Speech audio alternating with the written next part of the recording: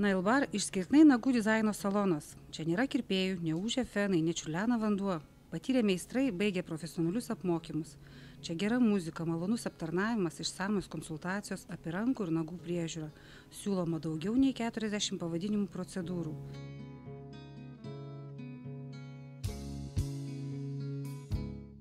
Be greito ir pilno klasikinio manikiūro, ekspres ar profesionalaus pedikiūro, čia galite pasilepinti spa manikiūrų ir pedikiūrų, nušalusioms ar išsausėjusioms rankoms ir pėdoms pasirinkti parafino vonelę.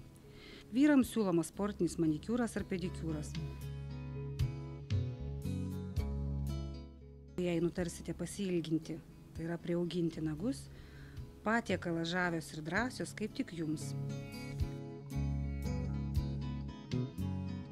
Sakoma, moteris po manikiūro 10 minučių beginklė. Ypač džiaugiamės naujuoju spalvotų gėlių laku. Jis dengiamas kaip lakas, su juo nebeteks nerimauti dėl savo nagų net 14 dienų. Eko gėlio lako nereikia džiovinti, nes jis džiūsta po UV lempą vos 2 minutės. Tad iškart galite siekti savo rankinės ar šokti į batus. Pašalinamas jis per keletą minučių, be mirkimo, gramdymo ar dildymo. 2 savaitės žavesio, neblunkančio blizgesio ir spalvos. Kviečiame įsitikinti, nenusivilsite.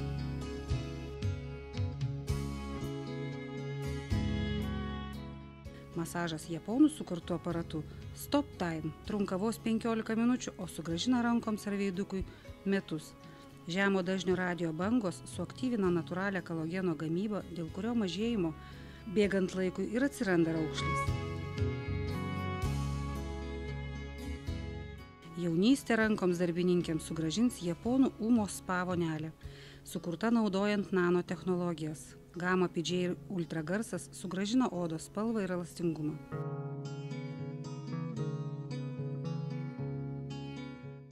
Dar senovės Egipte moterys rūpinosi savo rankomis. Jau tada jos pastebėjo, kad rankos pirmiausia išduoda amžių. Nuo jų neatsiliko vyrai. Jie dažydavo delnus ir padus augaliniais dažais, tokiais kaip chna ar basma. Kiniečiai senovėje turėjo labai ilgus nagus, imperatoriaus aplinko žmonės juos dažydavo juodai ir raudonai. Manikiūro pradininkas Europoje buvo prancūzų karalius Louis Philippas. Jis labai daug dėmesio skyrė savo rankų priežiūrai, nuolat darėsi manikiūrą. Tai išplito pirmiausia jo dvare, o vėliau ir už jo ribų.